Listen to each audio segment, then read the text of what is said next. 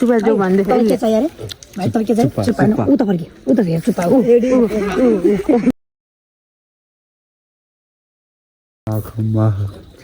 अब साना मान्छेलाई भुराबुरा गर्नु पर्यो भने चाहिँ लड्नुहोस् बुढालाई नमस्कार गर्नु पर्दैन hello everyone day 4 welcome to my new vlog म चाहिँ अब सुटमा हिँडेको मेकअप गरेर अरू कुरा त्यस्तै हो उता तल सुट हुँदैछ होइन म यहाँ छु ऊ त्यहाँ घरमा सुट हुँदैछ मेरो चप्पल लास्ट ल्याउनु भयो यार यस्तो हुन्छ खुस्किहाल्छ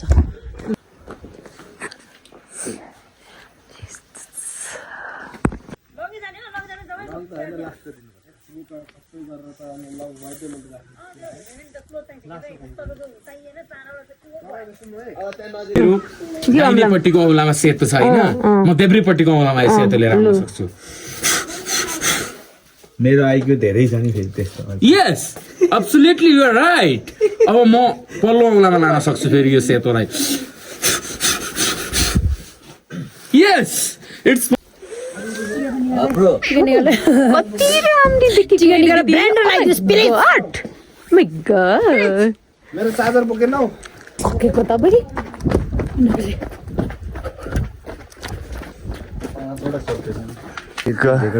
रेकर्डै गरेर होइन सकेसम्म भगवान्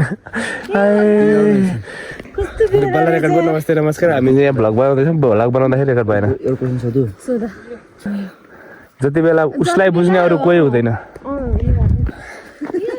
या इट इज अफकोर्स अनि हामी आएछौँ मेरो पछाडि आकृति मिसाउनु हुँदैछ देख्नु भएको छ कि छैन देख्नु भयो भने देख्नुभयो सुटिङमा हेर्नुहोस् यस्ता राम्रा मान्छेसँग हिँड्न पाइन्छ आकृति भन्नुपर्छ हजुर भन्छ आकृति हो देख्यो यता डिरेक्टर साहब हुनुहुन्छ है ए this is a organic guys हेर्नुहोस् त वाउ अनि ऊ त्यो घर चाहिँ यो वाला घर चाहिँ मेरो क्यारेक्टरको हो कितनी प्यारी हो आप कितनी प्यारी हो त्यस्तो हैन एकदम सरी अनि तपाईको एक्टिङ चाहिँ मलाई बवाले लाग्यो है वान टेक सर जाने फिल्ममा बवाल हो एक्टिङ चाहिँ हैन एउटा कुरा चाहिँ के भने 5 वटा डायलग एकचोटि भनिदिनुहुन्छ है नेगेटिभ क्यारेक्टर गर्ने मान्छेलाई पब्लिकले अलिकति नराम्रो हेर्नुहुन्छ तर रियालिटीमा चाहिँ उहाँ एकदमै बवाल हाम्रो दिदी जस्तो त स्वीट कोही छैन पत्तर चाहिँ फेरि एक शब्द अहिले भिडियो मात्रै बोल्नु भएको छैन मैले एक शब्द भने 5 शब्द चाहिँ फिर्ता आउँछ त्यो फिर्ता दिने खालकै शब्द बोल्छन् नि त एक पनि हैन दिदी किनभने एउटा कुरा भन्न चाहन्छु मेरो तारिफ भइरहेछ म कसैलाई गाली दिन चाहन्छु मात्र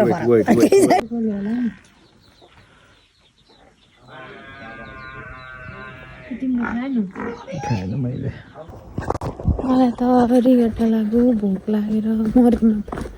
यही ढल्छु होला बिहोसै हुन्छु होला यही सर्लक्कै यही ओडालामै सर्लकै ढलेर उत्तर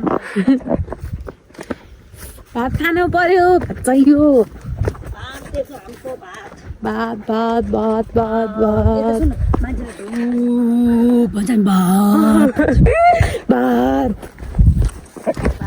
गाइज हामी अब गफ गरौँला एकछिन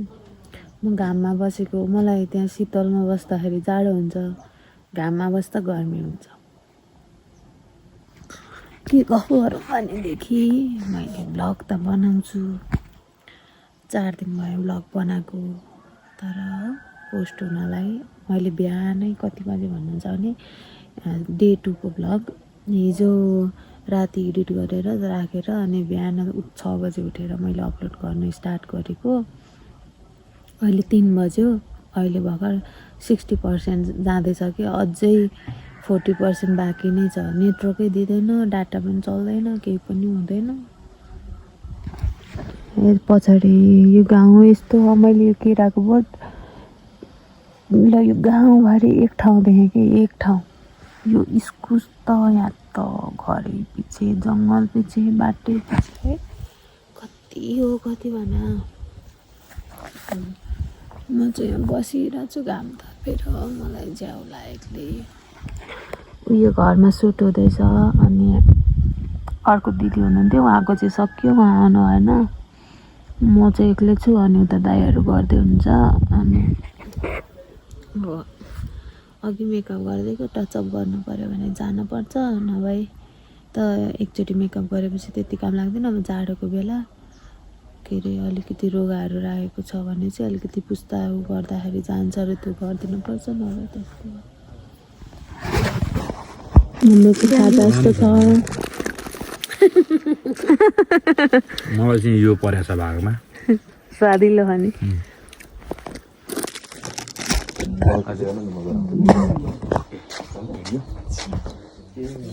के नै पो गर्न सकिन्छ म अहिले लाग्छु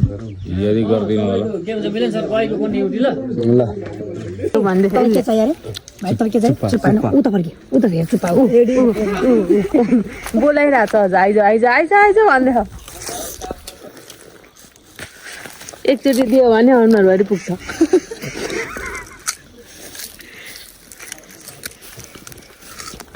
के भन्छ लडको लिडको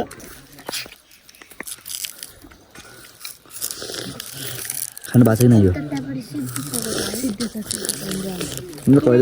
कहिले खाइ पाउने च्याउ तपाईँहरूको दिउँसोको खाजाको सुरुवात कसरी हुन्छ हाम्रो चाहिँ हाम्रो खाजाको स्वाद अर्ग्यानिक उखुबाट हुन्छ हाम्रो नानी हिरो नरो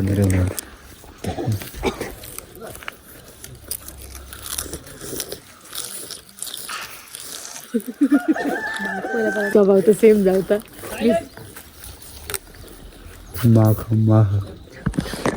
माख त भाग्छ छोडो छ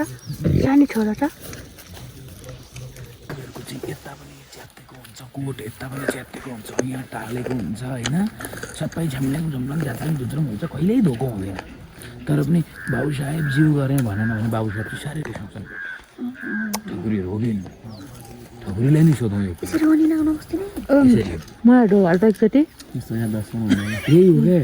दर्शन यस्तो हुँदैन नि त अलिक अब साना मान्छेलाई गर्नु पर्यो भने चाहिँ लड्नुपर्छ बुढालाई नमस्कार गर्नु पर्दैन गर्नु त पऱ्यो नि त नमस्ते गर्नु पर्दैन भने हो बुढाहरूलाई नमस्कार गर्नु पर्दैन अरे केटा मान्छे केटीलाई चाहिँ यस्तो छ यो चाहिँ कुन दिन भन्छ त दर्शन गरे हल्का निरेर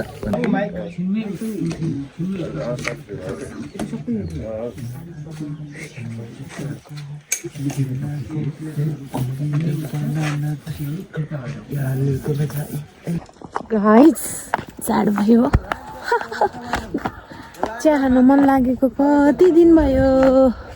ओह अब सकिन आँट हामी चिया खान जान्छौँ